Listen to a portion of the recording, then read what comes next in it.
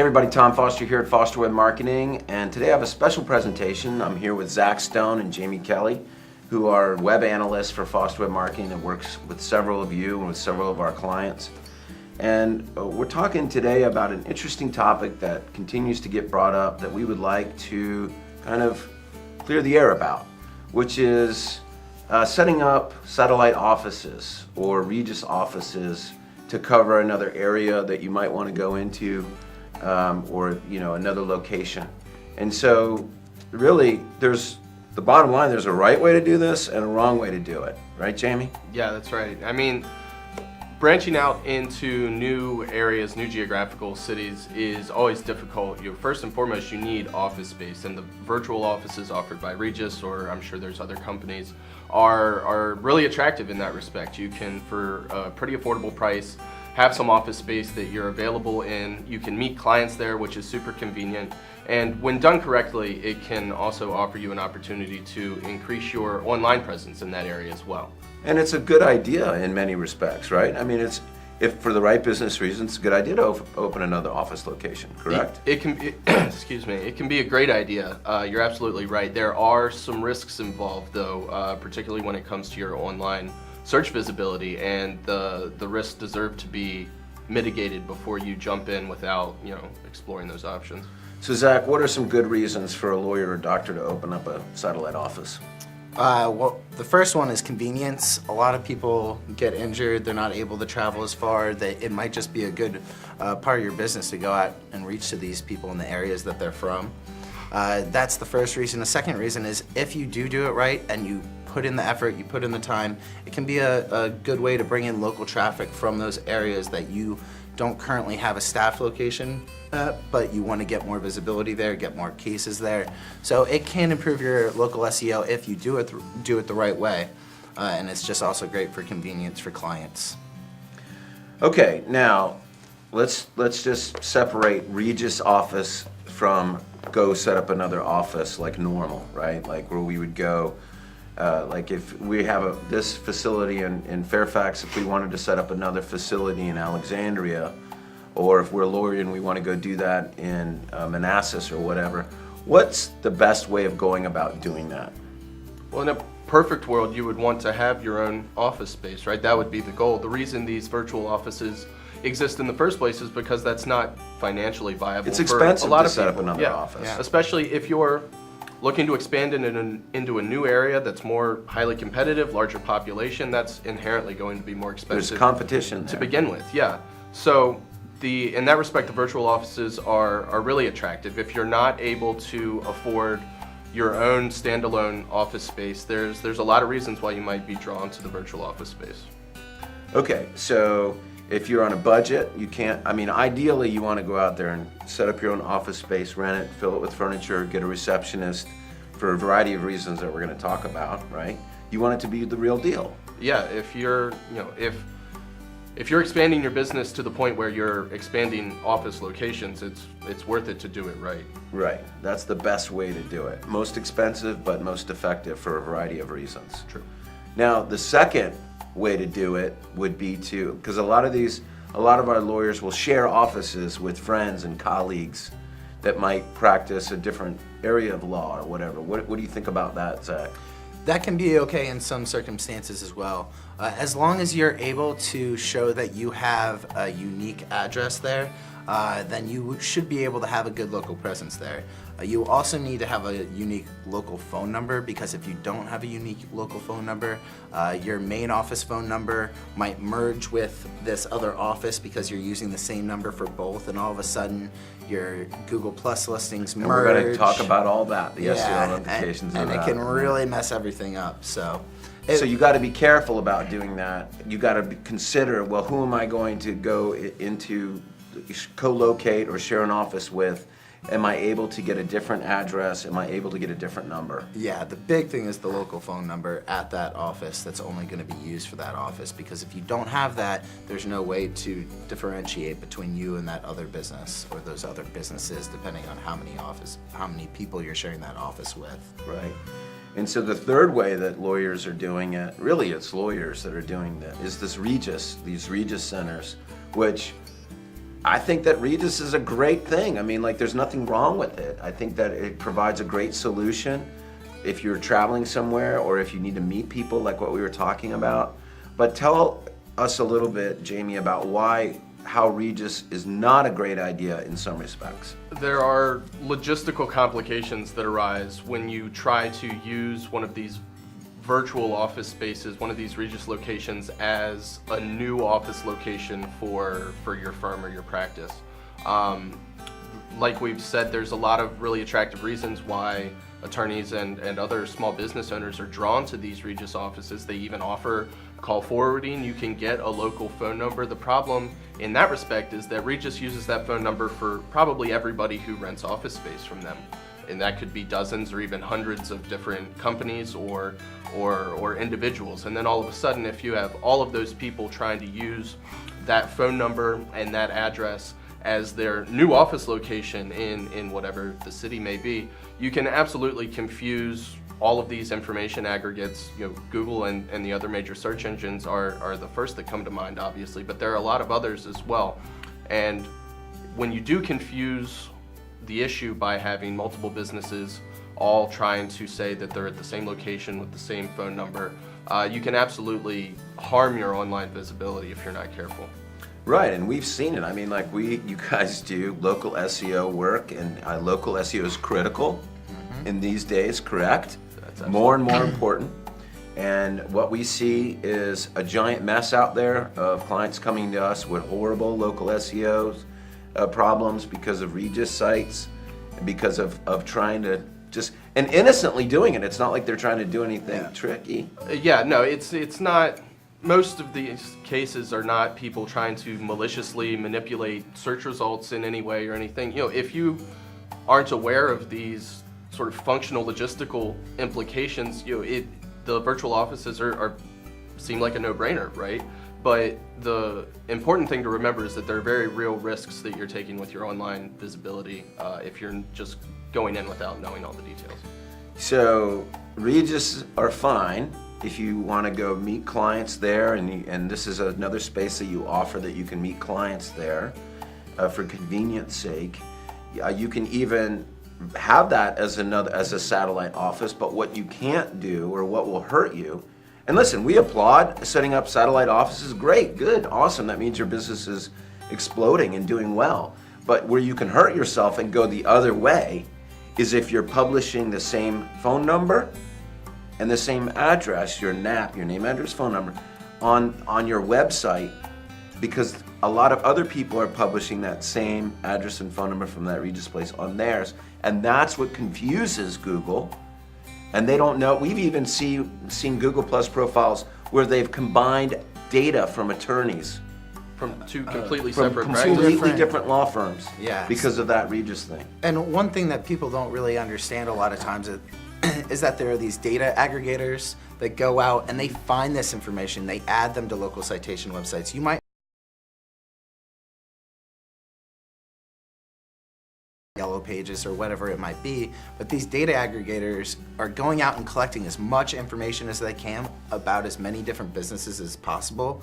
And when they're doing that, they're creating a lot of data issues, and they're in the business of selling these lists to marketing companies so that they can make money on that. They're not in the business of making sure that all the data is perfect everywhere. So these things where you're referencing this office with the same phone number as these other guys that are doing the same exact kind of thing can create these duplicate listings where your Google Plus listing and this other law firm's Google Plus listing could merge, and it could have his law firm name, the address you both share, but it's listing his or your phone number, so you would get calls from him or vice versa. And we've seen it where there's pictures of all mixed up. It's a mess. And it's not that Google or any of these other guys are trying to get you. It's not even an SEO thing. It has nothing to do with SEO. It's really just a data mining thing, because they all just come through and they spider your site, and then that gets spun out all these different places. So you might have it cleaned up now, but if you go add another, and it's not just Regis. No. I mean, you could do that, like you could just co-locate with another attorney or another doctor's office and have this happen to you. Yeah, absolutely. if you work out some agreement with another attorney in a neighboring city where you can use their office space to meet your clients there a couple days a week or whatever the case may be, if you start advertising that address on your website, these inconsistencies can absolutely crop up, and it's an unfortunate side effect of the sort of semi-automation of the web these days, but it is a real issue and needs to be addressed. It is a very real issue. So everything's good with setting up satellite offices. We're all in agreement with doing that, correct? Mm-hmm. Yeah, it's a great way to really improve the service you offer your customers and clients. We just want you to do it right. Yeah, because it also is incredibly hard to clean up this data. Once it's out there, then it's out there. It's very hard to reel it back in. So you need to make sure you're doing it the right way. What is the right way, Zach? Well, if you're going to open up a satellite office, you're going to need a unique local phone number for yourself. You're going to need to reference your business separately from those other businesses. And you're going to have a unique part of that address that is unique to you and you're not sharing with anyone else. For example, Gear Shift Studios and Foster Web Marketing share a suite in our building.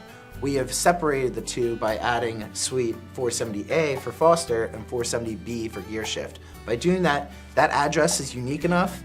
Gear Shift has their own separate local phone number, and Foster has our own separate local phone number.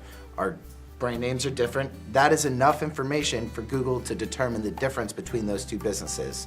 If you're able to do that, you can set up a satellite office and get business in those areas from local search, but you need to make sure that you have enough of the information unique to your business and you're not sharing too much of that NAP information with another business. This sort of thing can, and I feel should, absolutely drive your decision-making process when you're looking for virtual office spaces. You need to be asking Regis or whatever these other companies these same questions. Will I be able to have a local phone number? Can I use a unique suite number? Why should I use your service if you're not providing these things that I need to help make myself succeed?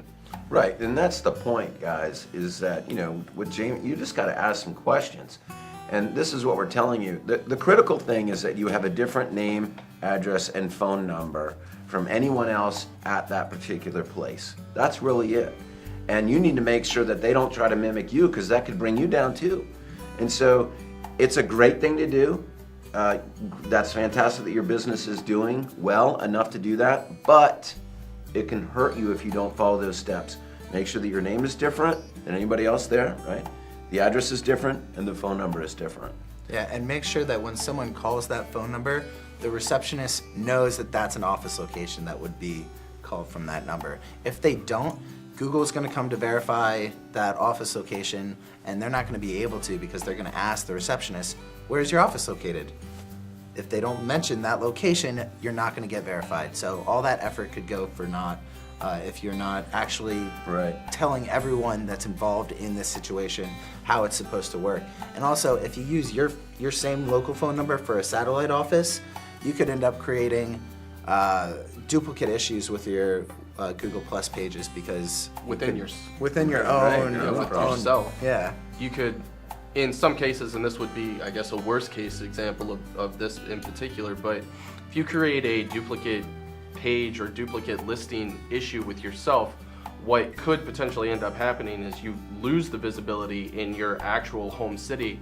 If Google thinks for whatever reason that you've moved offices because of this new address they see associated with an old phone number, well, sorry, but you don't show up in your own home city anymore. Now, we focused everything on the NAP, the name, address, phone number, because that's the important thing for local search. Exactly. We haven't talked about SEO or organic search. True. So if we wanted to start a Foster Web Marketing in Albuquerque, okay, hey, it might happen. You never know. It's got to be warmer than here. Yeah. So how would we do that if we actually just wanted to kind of see what's going to happen there? Like, we don't want to mess up our NAP. So how would we do that from an SEO standpoint?